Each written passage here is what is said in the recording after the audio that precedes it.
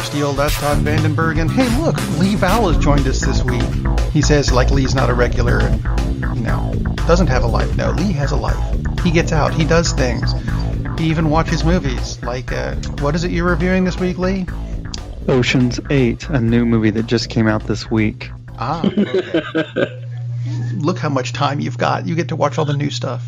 I'm in Thailand, by the way, and we just got the streaming rights to Daredevil 3. Ah. You'll cover that next week, though. In Jokes from Sunday's show. Go back and listen. Anyway, what you got, Lee? Well, I've got Ocean's 8, and it's been talked about on this show before, so I'll just sum up and say it's okay. Todd. No, it's so I actually am a big fan of the Ocean's, actually the original Ocean's 11 I liked as well. If you haven't seen that, with Frank Sinatra and yada yada. But the when they started to remake, what was it, 2003, 4, whenever it came out, with a whole bunch of entertaining people who literally, like Matt Damon and George Clooney and Brad Pitt and yada yada yada, who could probably sit in a room and just have a conversation, and I would be entertained by whatever they're talking about, whether it's a movie or not. But I liked the Ocean's 11, especially Steven Soderbergh directed it, and so Ocean's 8 is it's all female cast obviously, and they do a shout out. Danny Ocean is the brother of Debbie Ocean, and Debbie Ocean is played by Sandra Bullock. And this, as opposed to the Ocean's 11 films and 12 and 13. I really felt like this was just much more of it's Ocean's 8, but really it's a Sandra Bullock film. And I think that, and I like Sandra Bullock, okay, but I think that detracted from the movie for me, because it wasn't really about 8. It was really about 1, and she's the leader of this group. Because as compared to the Ocean's 11 film, where you have George Clooney, and he's the ringleader. He's the ringleader, but it also incorporates all the other actors, some more so than others, like Damon and Brad Pitt. But anyway, Ocean's 8, basically, Debbie Ocean is just released from jail. She wants to get a big score, so she sets it all up. And I mean, the other actresses are a fantastic cast, really, and all the actresses that are in it are good. They just don't have enough to play with, as far as I'm concerned. But Cate Blanchett, Anne Hathaway, Mindy Kaling, who she's the only one. She's fine in the film. She just really has absolutely nothing to work with in the film.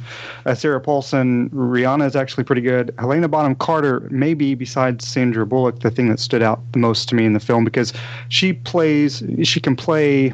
Like in Harry Potter, for instance, she can play a role where it's dark and she's very serious, and in this she's actually the complete opposite of that. She's actually a little bit daffy, but I like that. I liked her role. The film is worth seeing. It's not a bad film. It just didn't have the cleverness to me of Ocean's 11, and it didn't bring me in enough. I thought Gary Ross is the director, and I just don't think he did enough with the script. That he actually wrote, and the actresses that are in the film, to really get me to buy in and be like, what's the next scene going to be? What's the next scene going to be like? Which Ocean's 11 does. So go see it. Definitely worth seeing. I watched it on Amazon Prime, I think, so you can stream it yourself and watch it in the comfort of your own home. But to me, don't expect greatness. Just entertaining is all I can say. Not great entertaining, but on a Friday night, it's worth a watch. Good date movie, I would think. That's the way I watched it anyway. And everyone goes quiet. Wow. Well, I haven't seen it, so I don't know if it's a good date movie. Okay, well, there's this thing called dates, Todd. Anyway. Date, nut, bread? That kind of dates? Yeah, that kind of date. No, I'm familiar with it. Like the thing they poisoned in the Indiana Jones movie that we're apparently not going to talk about. Someone has never seen them. Yeah, no one's ever seen it. It doesn't exist. It had a fake date and everything. Actually, this week, I'm not doing a movie. I'm doing another TV show, because I finished it, and it's long enough to count as several movies, which I think counts. This week, I watched... Well, actually, I didn't watch all of it this week. I've watched it over the past several weeks, and it's a foreign thing, so Lee will enjoy it. The remake of Star Blazers. Because some of us remember, I think a lot of people, their first anime experience was Star Blazers, which was made back in the 70s. They've remade it. It's still called Space Battleship Yamato, $21.99. I apologize for the accent. It is almost not quite a line-for-line remake of the original, but then again, you wouldn't really want it to be. The general plot of the show, if you haven't seen it somehow, is basically the Earth has had the crap kicked out of it by a race of beings called the Gamillions. And now everyone lives in underground cities because the surface is screwed. And unfortunately, the scientists say that even though they're underground, they've only got a year left before everything on the surface seeps in and everyone on the planet dies. Boy, that's kind of a bleak starting for a series, isn't it? But there's hope coming from another planet called Iskandar, which lives on the other side of the Great Magellanic... I can never pronounce that word. It's a big cloud on the other side of everything. And they have the technology to restore the planet. The thing is, there's no resources left on Earth to actually build a new ship. So they take an old battleship, like the kind of thing you find in an ocean, the one called the Yamato is in this case, convert it into a spaceship, and throw in some of the technology that the people from Iskandar sent with the news that, hey, we've got this thing that'll help you out, and build a spaceship out of an old battleship and send that off into space. So you get this big, huge seagoing spaceship. There's a sea ship in space, which looks a bit weird. You get used to it fairly quickly, though. As opposed to the original series, though. The new one is considerably more complicated, but in a good way. Because the original series, you follow the lives of maybe 4 or 5 characters on the ship. In this version, we're following around 15 or 20 characters. Did I catch all their names? No. Could I tell them apart? Yes, I could. So don't even worry about the names. It doesn't matter. I think the main difference is now there's a supernatural aspect to the program, as the ship is haunted, which is a twist I wasn't expecting, but I liked it. I can't really explain more about it without giving away major plot points. It does make sense. Just go with it. But like I said, the original was done way back in the 70s, and it looked very Speed Racer in space-ish. So everyone was about 7 feet tall and really skinny and walked very stiffly. That's just how they were drawn. Not anymore, though. This is some of the most beautiful anime I've seen, and I'm including Ghibli in this. It's Ghibli quality. Wow. Only in Star Blazers, which is what it was called in America. But look for Space Battleship Yamato. It is available on Blu-ray. I don't think it's actually streaming in the States yet. Something about iTunes getting in the way. So you know what? The subtitling, it works just fine. And I will give you this one warning, though. When you look it up, look for a Space Battleship Yamato, not, and I'd like to be making this one up, Space Battleship Tiramisu, which I always thought was some kind of a dessert thing, and it is. It's also the name of a completely separate show that, no, that's not it. It's Yamato. Just make sure you keep them separate. Yamato, like tomato or tomato. Just don't call it Space Battleship Yamato, because that would be weird. Or tomato, that would be funny. That's the bottom half of the ship where it's red.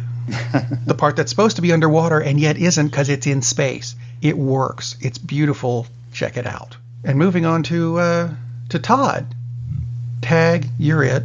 Tag, I'm it. And I'm also reviewing a very new movie which actually came out in March of this year and played in film festivals back in 2017. It is The Last Movie Star, and it is the last movie by Burt Reynolds. Of course, we talked about Reynolds quite a bit last week with his passing. This is a terrific movie. I really, really loved it. It is streaming on Amazon, so for those of you who have Amazon Prime, it's free. It is about, surprise, the last movie star. Reynolds plays a pretty thinly disguised version of himself, basically. One big difference is he grew up in Tennessee instead of Florida, and his college, which matters in the film somewhat, is the University of Tennessee as opposed to Florida State. They're both orange. But basically, yeah. He has been nominated for a prestigious Lifetime Achievement Award, and they sent him a ticket, so, okay, I'll go. Why not? His friend / agent, who's played by Chevy Chase, who has basically 2 scenes, but he's good in it, he says, you should go. So he goes, and his life is, despite the fact that he was a big movie star, and his movies paralleled very much Burt Reynolds' movies, his character in this is Vic Edwards. he goes to this film festival, and it's not exactly what he was expecting. I mean, basically, they put him in a Motel 6, and he was a big movie star, and this is where they're putting him. And he goes to the venue, and it turns out it's a bar that has a back room with like an old reel projector. So that's how they're showing these movies, but almost. It's not a reel-to-reel, but it almost looks like it. So he's a little bit underwhelmed, to say the least. He's kind of offended that really this is what I'm coming to. So he goes off on a little journey just to get away from it, and he wants to go to where he grew up. So he travels to Knoxville, Tennessee. Yay, because in the movie that's where he's from. So there are a lot of scenes around Knoxville, but basically it's just a journey of him realizing, my life wasn't so bad. I had some he faces his regrets, and he faces who he's become, and it kind of comes to terms with himself. So it's a deeper movie in a lot of ways than you'd think, and yet at the same time, and again, he was, I think, 81 when he filmed this, he still is Burt Reynolds. You still see a lot of flashes of the Burt Reynolds from The Tonight Show and things like that. One of the cool things about this movie is there are a lot of cuts of Burt Reynolds, for instance, on The Tonight Show, cuts from different scenes from different films, like Deliverance. This scene from that is on there, so you get a lot of little clips of him. One of the really cool things is he goes back to see his first wife, the only woman he ever loved, and she's in a nursing home, and they cut back to a scene of him with this actress when he was on Gunsmoke, and it's the same actress, and it's almost kind of. It's almost mind-blowing that happily she's still alive, so she could be in the film, but it's like that's attention to detail when they find an actress who was with Reynolds in a scene on a TV show from 60-odd years ago, and now they get to play a scene again. A few scenes again, I should say. It's a really beautiful film about aging and overcoming regret, I guess I would say. I also want to mention that Ariel Winter plays a big part in it. She's Alex Dunphy on the most popular TV show, Modern Family. She's terrific in it. She is basically the flunky who has to drive him around all over the place for the weekend, and they start off with a very antagonistic relationship, and it changes as it goes on from there. Really, really like this movie. This is appropriately, this is one of his best movies ever. So it's really nice that he closed out on such a high note. Hardly anybody saw it. And I think in a lot of cases, like when it first came out, I thought, oh, it's a documentary about him. And kind of, it is. Really, really good movie. The Last Movie Starred. Again, it's on Amazon right now for those of you who have that ability. You think this is going to be one of those things where we get the posthumous Oscars? No. Okay. No, I don't think so, because I don't think it's... does it deserve it? Yeah, but I don't think there's just enough of that. Not enough buzz about it, I would say. So, but yeah, he's terrific in this. Absolutely, because he's funny, he's vulnerable. I mean, he's acting, and it talks about his choices in his career as Vic Edwards, but of course, it's talking about his choices as Burt Reynolds, choices that he made. It's really fascinating. The director said he specifically wrote it. And it couldn't have been written with anybody in mind other than Burt Reynolds, and said if Burt wouldn't do it, he wouldn't have done the film. And when you see it, it's like, yeah, it wouldn't have worked with anybody else, clearly, because it's about him. Super, super movie. Really enjoyed it. Very cool. So something we'll be all looking for. To throw in that Deliverance is you still have to pay to watch Deliverance, but The Longest Yard is now free on Amazon. Hey. Which is nice. Great Adam Sandler film. That's an oxymoron. One thing, though, obviously, because I rewatched The Longest Yard just a couple nights ago, I thought, boy, they changed that character a lot. Strikes a woman. I mean, she hit him first, but still, it's like punches a woman. Not shoved her, punches her. Yeah, they would change this a lot if they were going to remake it and try to make a good movie as opposed to Adam Sandler. Really surprising. It was like, wow, this guy's, very, very different how we did things back in the 70s. Still a great movie, but I was like, wow, I don't really remember it being quite like this. So things to look for. Awesome. because everyone needs to go watch a movie. And everyone also needs to tune in on Sunday when we have more news on the Cinema Savants News Show, and then come back again. Then come back again next Friday when we'll have more reviews. I'll even do something that came out this century on a theater screen. Even see, it could happen. We'll see you next week. Go watch a movie.